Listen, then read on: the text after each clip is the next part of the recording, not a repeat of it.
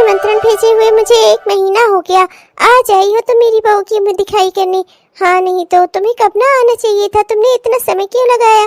पहले तुम्हें आ जाना चाहिए था। अब तक तो मेरी दुल्हन घर में खाना वाना भी बनाने लगी और तुम अब आई हो उसकी मुँह दिखाई करने। अरे मैं तो आ ही जाती, मुझे जब तुम निमंत्रण देती मैं तुरंत ही आ जाती, पर मैं चली गई थी वैष्णो देवी दर्शन करने। वो तो प्रभु की कृपा है कि ठीक ठाक वहाँ से वापस आ गई घर। तो आते ही जैसे मुझे पता चला कि तुम्हारा निमंत्रण आया हुआ है तो मैं तुरंत यहाँ चली आई। मुझे तो खुद बहुत अजीब लग रहा था, 1 महीने बाद कैसे चलूँ दुल्हन की मुँह दिखाई करने। पर मैंने सोचा अब मुँह छिपाए क्या फायदा, वैभव की दुल्हन देखने के लिए मैं भी तो कितना परेशान थी, कितना उतावली थी, इसीलिए चली आई। सोचा भले ही पुरानी हो गई हो तो क्या हुआ, 1 महीना पुरानी ही तो है। 1 महीना पुरानी कोई पुरानी होता है? अभी भी ये नई दुल्हन ही है, ये तो साल भर नई दुल्हन रहेगी। और मानना पड़ेगा दीदी, लड़की बहुत सुंदर लाई हैं आप। हाँ तो होगी क्यों नहीं सुंदर। बिना दान दहेज की लड़की लेकर आई हूँ। अरे इसके माँ बाप ने बिल्कुल 1 रुपए दान दहेज नहीं दिया है, बिना दान दहेज की लड़की शादी करके लाई हूँ। मेरा बेटा सरकारी नौकरी वाला और मैंने बिना दान दहेज लिए दिए शादी की है, तभी तो इतनी सुंदर दुल्हन मिली है मुझे। आंटी जी आप बहुत जल्दी घर से जा रही हैं, फिर आइएगा, आती जाती रहिएगा। आंटी जी आपके आने से मुझे बहुत अच्छा लगता है। मानना पड़ेगा दीदी, दुल्हन सिर्फ शकल से ही नहीं मन से भी बहुत सुंदर है। अरे बेटा अब मैं आ गई, अब तुम आना अपनी सासू माँ के साथ मेरे घर, तुम्हें अपना घर भी तो दिखा दूं, अपनी दुल्हन से मिलवा दूं, मतलब अपनी बहू से। अभी तुम्हारी शादी के 3-4 महीने पहले ही उसकी शादी हुई है, वो भी अभी नई नवेली ही है। आ जाना, तुम दोनों पक्की सहेलियां बन जाओगी। ठीक है दीदी, बहू को लेकर आइएगा घर कभी, मैं भी अपनी बहू से मिलवा दूं। आती लेकर, पर तुम अपनी बहू को लेकर आई क्या मेरे घर? जब तुम अपनी बहू को लेकर नहीं आई तो मैं भी अकेले ही आऊंगी। हाँ अरे नहीं दीदी, मैं तो अभी ही आई हूँ वैष्णो देवी से, सब घर पूरा बिखरा पड़ा है, अभी उसे बहुत कुछ संभालना संवारना था, बहुत थक जाती बेचारी, इसीलिए लेकर नहीं आई। मैं लेकर आऊंगी उसे जल्दी ही। हाँ आंटी जी आती जाती रहिएगा। मैंने कहा ना दीदी, एकदम दुल्हन तन मन सबसे सुंदर है, सुंदर शकल से तो जो है ही, मन की भी बहुत सुंदर है। हाँ सुंदर होगी क्यों नहीं, बिना 1 भी रुपए दान दहेज लिए लेकर आई हूँ इसे। इसके माँ बाप से 1 रुपए भी दान दहेज में नहीं लिया है मैंने, सब कुछ एकदम सरल सीधा साधा किया गया है। तो सुंदर और समझदार लड़की लेकर आई हूँ। हाँ देखा तुमने, बिना दान दहेज की शादी करने पर लोग मेरी कितनी तारीफ कर रहे हैं, हर कोई मुझे कितना सराहता है। देखा तुमने वो विमल की माँ कैसे मुझे सराहना दे रही थी, और ये देखो ये आज कमला, ये कैसे खुश होकर गई, कैसे मुझे सराह रही थी, है ना? सराहने वाला काम ही किया है मैंने। अपने सरकारी लड़के की शादी कोई ऐसे ही बिना दान दहेज लिए किसी लड़की से करवाता है क्या? मैंने जो काम किया है, मैं लड़की लेकर आई, मैंने उसके घर परिवार से 1 रुपए भी दान दहेज में नहीं लिया। जी माँ जी, वाकई में माँ जी आप बहुत अच्छी हैं। अरे अच्छी ही नहीं, समझदार भी हूँ मैं। अच्छा माँ जी, मैं आपके लिए चाय बनाती हूँ, आपने आंटी जी के साथ तो चाय पी नहीं, चलिए अब कम से कम घर में बैठकर सुकून वाली चाय पी लीजिए। और मैं आपका फेवरेट टीवी सीरियल भी खोल देती हूँ, उसका भी समय हो गया है। चलिए माँ जी अपना सीरियल देख लीजिए और मैं फटाफट से चाय तैयार करके आपके लिए लाती हूँ। हाँ ठीक है, पर एक काम और करना, आज चाय में ना अदरक और थोड़ी इलायची थोड़ी सी ज्यादा करके डालना, क्या है ना आज मेरा कुछ स्ट्रॉन्ग चाय पीने का मन कर रहा है, ठीक है? जी माँ जी आप चिंता न करें, सब अभी हो जाएगा। फटाक से आपके मन की चाय बना कर लाती हूँ, आप टीवी वाले रूम में चलिए, मैं टीवी ऑन कर देती हूँ। बहू, ओ बहू जरा इधर आना। आई मम्मी जी, अभी आ रही हूँ। अरे क्या हुआ मम्मी जी, आप हंस क्यों रही हैं? ऐसे मैं भी करती थी, जब मेरी सास बुलाती थी तो उसके 10-15 मिनट बाद ही जाती थी मैं। हाँ वही देख रही हूँ, आज मेरी बहू भी मेरे साथ वही कर रही है। नहीं मम्मी जी ऐसी कोई बात नहीं है, वो मैं बस आटा गूंथने जा रही थी, रात के खाने की तैयारी कर रही थी, आलू के पराठे बना रही थी, तो उसी के लिए आलू चढ़ाए और आटा गूंथने जा रही थी। हाँ हाँ बना ले बहाने, आटा गूंथ रही थी तो तेरे हाथ में आटा क्यों नहीं लगा है? वो माँ जी मैं गूंथने की तैयारी जा रही थी, मैंने आटे में हाथ इसलिए नहीं लगाया था माँ जी। रहने दे बहू, मैं जानती हूँ अपनी सास को बेवकूफ बनाना ना हर बहू का सबसे पहला फर्ज होता है। ये नहीं सोचती कि मैं कितने अच्छे से तुझे यहाँ लेकर आई हूँ। 1 भी रुपए दान दहेज नहीं लिया मैंने तेरे घर वालों से। हाँ जी जी माँ जी, माँ जी मैं आपको बेवकूफ नहीं बना रही हूँ। माँ जी मैं सच कह रही हूँ, मैं आटा गूंथने की तैयारी ही करने जा रही थी। चल छोड़ बहू, अब क्या ही बहस करना, कोई बात नहीं। वो मैं तुझे ये बताने के लिए बुलाई थी कि तेरी ननद भी आ रही है, तो जो भी बनाना ना 2 4 8 10 एक्स्ट्रा ही बनाना। अर्चना दीदी आ रही है माँ जी? बिल्कुल माँ जी, मैं उनके लिए अच्छा ही हुआ कि मैंने आलू का पराठा बनाया था आज। अभी उसी में 8 10 में और जोड़ लेती हूँ, अच्छे से पराठे बना देती हूँ। रुक बहू, बस सुन लिया इतनी सी बात और झड़ती हुई चली जा रही है। अरे जरा मेरी बात सुन, इधर आ। जी जी माँ जी, बताइए माँ जी। बहू, तेरी शादी के बाद पहली बार मेरी बेटी घर आ रही है, तो उसकी एकलौती भाभी है, तो समझ रही है ना मेरी बात। अरे कुछ नेक चार का भी इंतजाम कर ले अपनी ननद के लिए, या फिर वो भी मुझे तुझे बताना पड़ेगा। नेक चार माँ जी पर कुछ नहीं, एक अच्छी सी साड़ी और 1111 रुपए, इतने का इंतजाम कर ले। शादी तेरी हुई है, तेरी शादी के पहली बार, तेरी शादी के बाद वो तेरे घर आ रही है तो उसको बनाकर खिलाएगी, तो तुझे कुछ उसे देना भी तो चाहिए। अब ये छोटी छोटी सी रस्में मुझे समझानी पड़ रही हैं। जी जी माँ जी, समझ नहीं आता ये कैसी रस्म है। खाना भी मैं ही बनाऊं, पैसे भी मैं ही दूं, साड़ी भी मैं ही दूं, ये कौन सी रस्म हुई। रस्म के हिसाब से तो दीदी पहली बार मेरे हाथों का खाना खाएंगी, तो उन्हें मुझे गिफ्ट देना चाहिए और बदले में मैं उन्हें दे रही हूँ। शादी के टाइम पर इतना कुछ तो दिया गया था उन्हें, अभी उनको कमी है। आंटी जी, हमने सोचा कि अर्चना आई हुई है तो इसी बहाने अर्चना से भी मिल लेंगे और उसकी भाभी को भी देख लेंगे। अर्चना ने बताया कि उसकी भैया की शादी हो गई, इसीलिए हम लोग भी चले आए। अर्चना से भी मिल ले और उसकी भाभी से भी मिल ले। वाकई में आंटी जी, भाभी जी तो बहुत ही सुंदर है, बहुत खूबसूरत बहू लेकर आई हैं आप। एकदम गोरी चिट्टी चमकदार, शकल जैसे एकदम चंद्रमा। हाँ वाकई में, चांद में तो फिर भी दाग होता है, भाभी में तो एक भी दाग नहीं है। कितनी सुंदर, कितनी खूबसूरत है। हाँ तो बेटा, अभी तुम लोग जाओ अंदर जाकर अर्चना से मिल लो। और तुम्हारी भाभी ये सुंदर क्यों नहीं होगी भला? बिना 1 भी रुपए दान दहेज लिए मैंने इनकी शादी करवाई है। इसके पापा से मैंने 1 भी रुपए दान दहेज में नहीं लिया है और इनकी शादी करवाई है इस घर में 1 रुपए बिना दान दहेज लिए। तो लड़की सुंदर क्यों नहीं मिलेगी भला मुझे? लड़की सुंदर मिल गई है। वो तो है आंटी जी, लड़की तो वाकई में बेहद खूबसूरत है। हाँ बेटा, अब आज के युग में मेरा लड़का सरकारी, तब पर भी मैं बिना दान दहेज लिए किसी की लड़की ले आऊं अपने घर में तो बड़ी बात नहीं है। और लाकर मैं तो इसका खर्चा भी उठा रही हूँ। अब तुम तो जानती ही हो नई नई दुल्हन के कितने सारे खर्चे होते हैं, सारा खर्चा भी उठा रही हूँ। बताओ मेरे जैसी औरत कहाँ मिलेगी?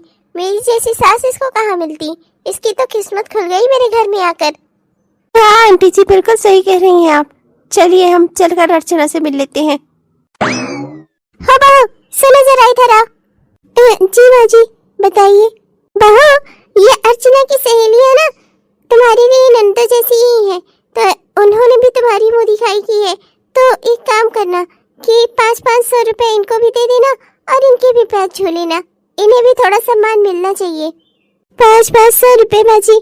पर माँ जी मेरे पास अब ज्यादा पैसे नहीं है, मैं कहाँ से इतना कर पाऊंगी।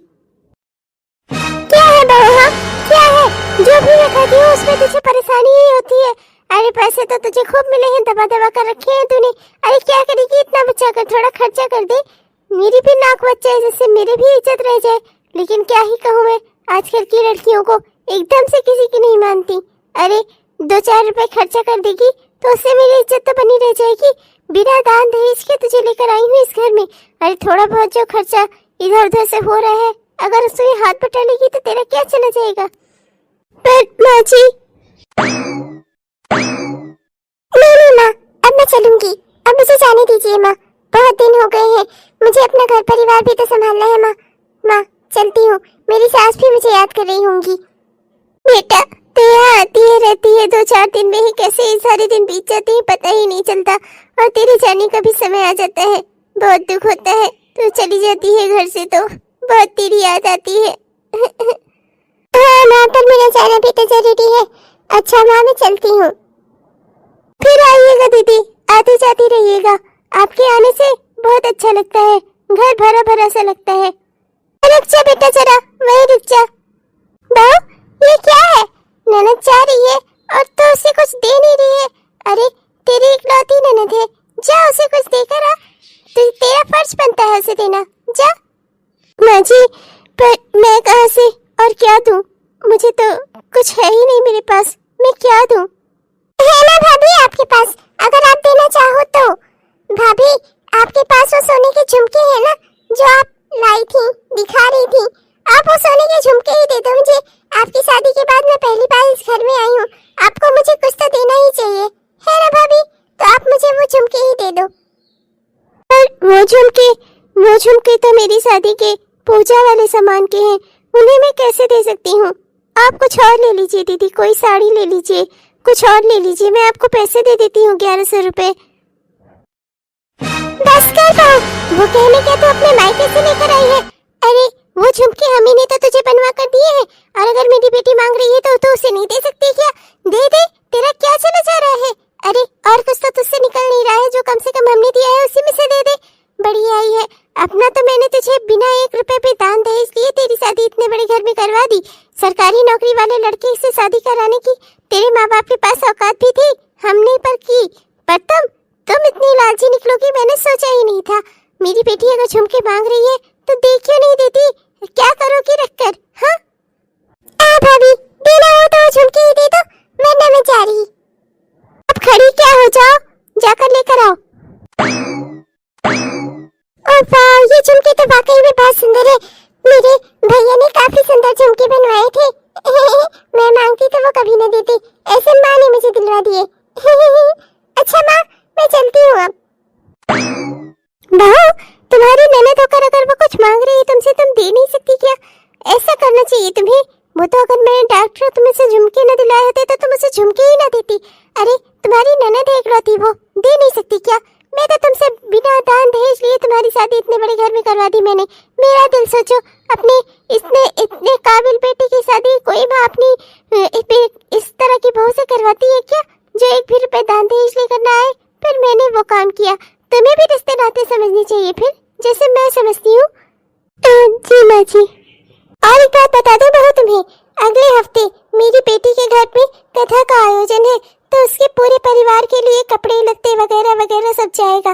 तो एक काम करना, अपनी माँ को बोलकर उनसे मंगवा लेना, समझी?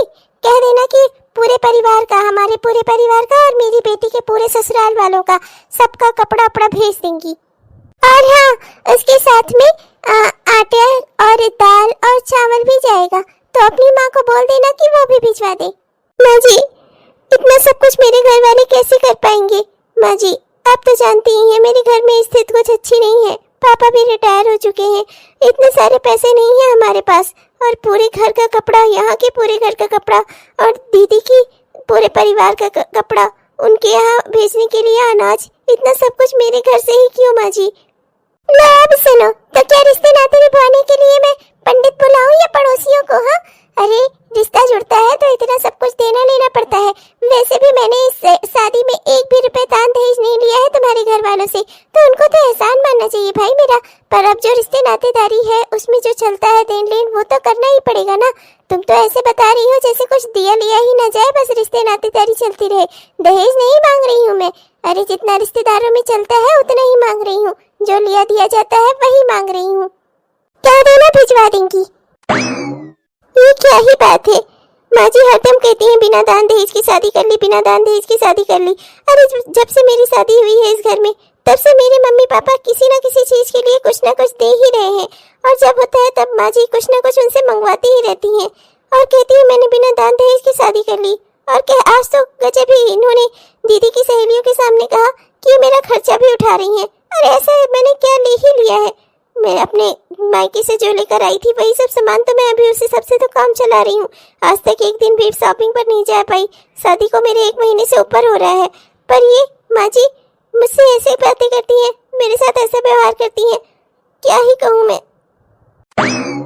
क्या बिटिया, समधन जी ने बोला है लाने के लिए इतना सब कुछ? अब तुम तो जानती ही हो तुम्हारे पापा की तबीयत भी खराब रहती है, वही गए हैं दवाई लाने। अब होते घर पर तो तुमसे मिलते जुलते बातचीत होती तुम्हारी, अब लेकिन इतना सब कुछ समधन जी ने बता दिया, कहाँ से करें हम। अभी पूरी शादी में पता नहीं कितने लोगों का कपड़ा खरीदवाया गया, कितना सारा नेक चार गया है। अभी समधन जी रोज कुछ ना कुछ करती हैं और उसमें पैसे मंगा लेती हैं तुमसे घर से।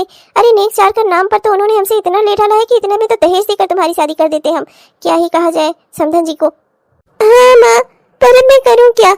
वो कहती है ये सब नाते रिश्तेदारी है, नाते रिश्तेदारी लेने देने से ही चलती है, तो वो मुझसे मांगती हैं। अब मैं क्या ही करूँ माँ जी? जब माँ जी ये मुझसे ये कहती हैं तो मुझे करना ही पड़ता है माँ। छोड़ो बिटिया, जाने दो, क्या करोगी ही। हो सकता है समधन जी के यहाँ ऐसा सब लिया दिया जाता हो। तुम चिंता मत करो, तुम्हारे बाबूजी को तो हार्ट की दिक्कत है, मैं उन्हें इतना सारा खर्चा बता नहीं सकती, वरना वो परेशान हो जाएंगे। एक काम करूंगी, मैं अपना वो एक जोड़ी मेरा झुमका है ना, उसी को बेच दूंगी, उससे सारे काम हो जाएंगे, सबके कपड़े वपड़े आ जाएंगे और सबके जो अनाज पानी जाना है वो उसकी भी व्यवस्था हो जाएगी। पर माँ, वो तो आपके बुढ़ापे का सहारा है ना, मैं आपसे आपके बुढ़ापे का सहारा नहीं छीन सकती माँ। माँ रहने दीजिए, मैं कुछ ना कुछ बोलकर माँ जी को बहाना बना दूंगी। अरे नहीं नहीं बिटिया, तुम ऐसा कुछ मत करो, अभी हमारा नया नया रिश्ता जुड़ा है, मैं नहीं चाहती कोई गलतफहमी हो। थोड़ा सा अगर लेन देन करने से सब कुछ सही रहता है तो कोई बात नहीं। मैं एक जोड़ी झुमके की ही तो बात है, वैसे भी कौन सा मैं छाती पर लाद कर जाने वाली हूँ सर को। हाँ नहीं तो तुम चिंता मत करो, मैं सबकी व्यवस्था कर दूंगी, कल तुम अपना सब कुछ लेकर जाना यहाँ से। मैं ऐसा नहीं कर सकती, मैं अपनी माँ की झुमके नहीं बेच सकती, बस बहुत हो गया। मैं दहेज के खिलाफ थी हूँ और आज भी रहूंगी, मुझे आने ही नहीं चाहिए था यहाँ, मुझसे ही गलती हो गई। माँ मैं जा रही हूँ, जब काम होगा तब आऊंगी, तब आपके साथ मिलकर करा लूंगी, अभी मैं जा रही। अरे बेटा सुन तो, अरे मैं कह रही हूँ चलना मेरे साथ। नहीं माँ, अभी जब फंक्शन होगा तब कराएंगे, अभी मैं जा रही, बाद में जब काम होगा तब आ जाऊंगी। ये सब क्या हो रहा है मेरी जिंदगी में? मैंने सोचा था बिना दान दहेज वाली शादी करूंगी, खुशी से पति के साथ ससुराल में घर में रहूंगी, अपनी सास को माँ जैसा समझूंगी, नंद को अपनी बहन जैसा समझूंगी, पर ऐसा कुछ हो क्यों नहीं पा रहा है मेरी जिंदगी में।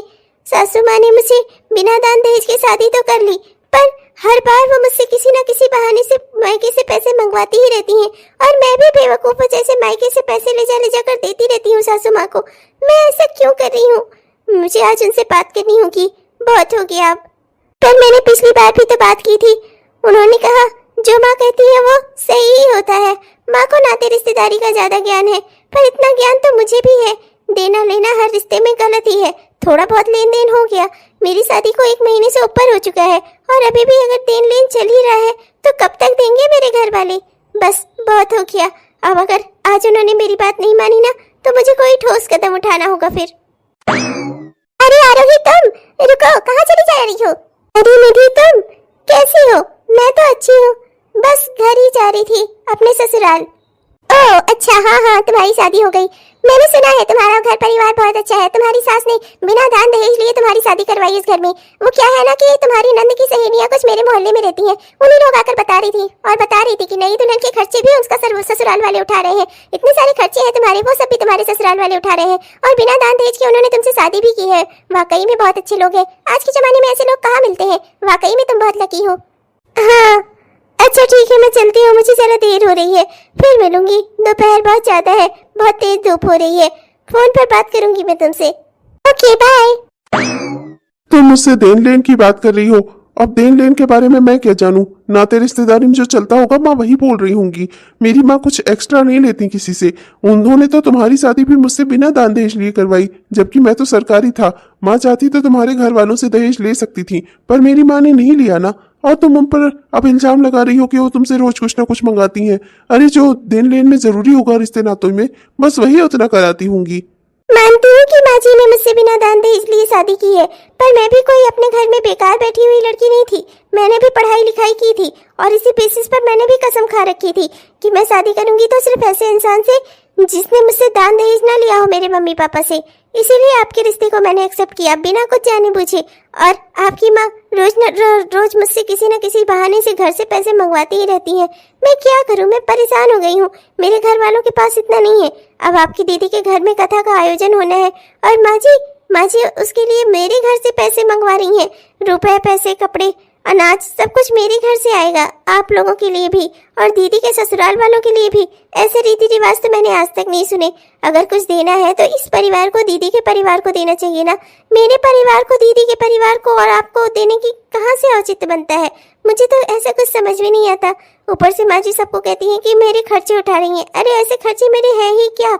मैं मायके से जो अपना सामान लेकर आई थी वो सब अभी खत्म ही नहीं हुआ है कि मैंने कुछ नया मांग लिया हो आप लोगों से। बाजार का मुंह देखे हुए मुझे 1 महीने से ऊपर हो गया है। आप लोगों ने भी खर्चे के लिए मुझे कितने ही पैसे दे दिए हैं, जो माँ जी मुझसे सबसे ये कहती हैं कि वो मेरा खर्चा उठा रही हैं। अरे तो कुछ तो खर्चे हैं ही ना तुम्हारे, वही माँ ने बोल दिया होगा। छोटी छोटी सी बातों का ना तुम बतंगड़ बनाती रहती हो, बेकार में ही घर में क्लेश करवाना चाहती हो। कुछ ऐसा नहीं है, अपने दिमाग से सारे फितूर निकाल दो। माँ जितना जरूरी होता है सिर्फ उतना ही तुम्हारे परिवार से मंगाती हैं और उतना ही तुम लाकर दे सकती हो। जितना तुम्हारे परिवार कर सके ना उतना ही माँ कहती हैं।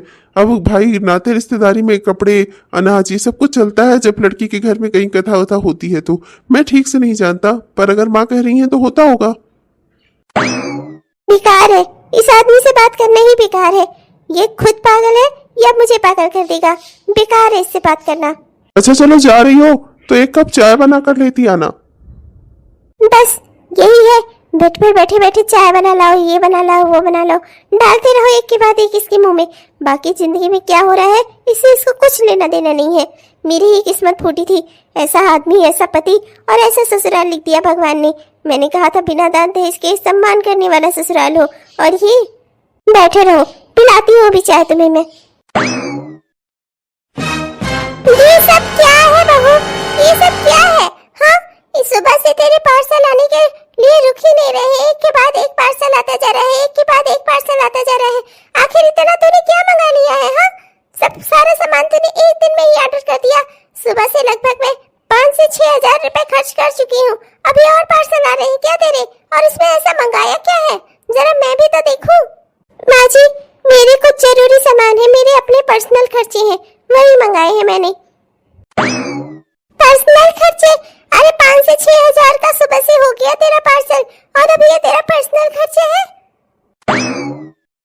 बस बेटा बहुत हो गया, मेरा दिमाग खराब हो गया है। सुबह से अब तक लगभग 10 से 15 हजार रुपए खर्च हो चुके हैं इसके पार्सल में। मुझे समझ में नहीं आ रहा है इसने ऐसा मंगाया क्या है। 10 से 15 हजार का सामान, अरे इतना इसका पर्सनल खर्चा, ऐसा क्या मंगा लिया इसने? शांत हो जाइए माँ, मैं अभी उससे बात करता हूँ। क्या हुआ? किससे बात करनी है और क्यों चीख चिल्ला रहे हैं आप लोग? ऐसा क्या हो गया? ये सब क्या है? तुम जानती हो ना तुम्हारी शादी एक मिडिल क्लास परिवार में हुई है। यहाँ 10 से 15 हजार रुपए का खर्चा कर रही हो तुम। 10 से 15 हजार रुपए का पार्सल मंगा लिया तुमने। ऐसे मंगाया क्या है उसमें? ना माँ को दिखाया ना ही कुछ बता रही हो। माँ सुबह से पैसे देते देते थक गई है। 10 से 15 हजार रुपए खर्च हो चुके हैं और तुम कह रही हो कि बस कॉमन सी बात है तुम्हारे लिए। हाँ, पहली बात तो आप बोल ही क्यों रहे हैं? जो मेरे लिए जरूरी होगा मैंने वही ऑर्डर किया होगा ना। आपको तो बोलना ही नहीं चाहिए। जैसे माँ जी को पता है नाते रिश्तेदारी में क्या जरूरी है, मुझे भी पता है कि मेरी जिंदगी में मेरे मेकअप के लिए, मेरे कपड़ों के लिए मुझे क्या जरूरी है। मैं उस हिसाब से शॉपिंग करूंगी।